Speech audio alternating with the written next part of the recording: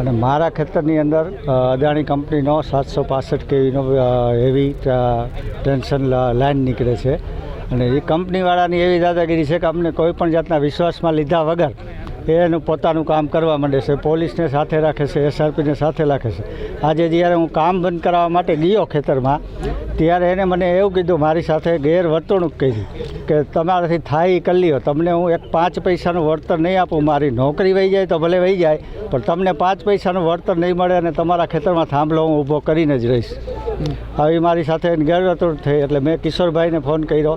અને અમારા ગામના સરપંચને ફોન કર્યો. એટલે એ તાત્કાલિકના ધોરણે એ બે અહીંયા હાજર થયા અને એને પણ જોયું એની નજરે. એટલે બધાય સાથે સંગઠન મળી અને અમારી માંગ એ હતી કે હવે અત્યારે મારી સાથે એને ગેરવર્તણૂક કરી તો મારા ખેતરમાંથી એનો જે કાંઈ પણ સામાન છે એ અહીંયાથી તાત્કાલિક ઉપાડી લઈએ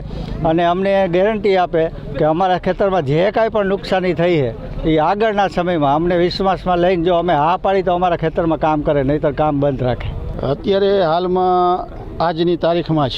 જે અમારા ખેડૂત ખાતેદારમાં જે ટાવરનું કામ ચાલી રહ્યું છે તેમાં ન તો કોઈ વળતર કે ન તો કોઈ એની નીતિ કંઈ સ્પષ્ટ કરી છે કે આમાં આટલું વળતર કે જે નુકસાનીનું જે આજે રસા જે પૂરા ખેતરમાં 10 વીઘામાં મેં ખોડી દીધા છે અમારા ખાતેદારના ખેતરમાં મેં મારી નજરે આખી જોયું અને સાહેબોનું એવું વર્તન આવે છે કે ખેડૂત પત્રે જે ભાવના દર્શાવવી પડે કે ખેડૂતને હકીકત નુકસાન છે એનો આખા વર્ષની પાક નિષ્ફળ જાય છે તો તેને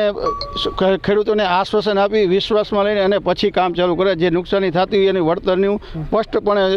કહેવું કહે કે આટલું નુકસાની જાય છે, આટલું તમને વળતર મળશે. અમારા તમામ રાજસંપરના જે ટાવર આવે છે એમાં 10 ટાવર તે તમામને આના બધા ખેડૂતનો આના પ્રશ્ન છે અને અમે તમામ ખાતેદાર અને ગામ વતી હું અહીં આવ્યો છું અને ગામ લોકો પણ બધા અને આજુબાજુ ગામના પણ આવી નીતિ છે. અમારા આજુબાજુના ગામના વિસ્તારના પણ માણસો આવ્યા છે. તો અદાણી કંપનીવાળા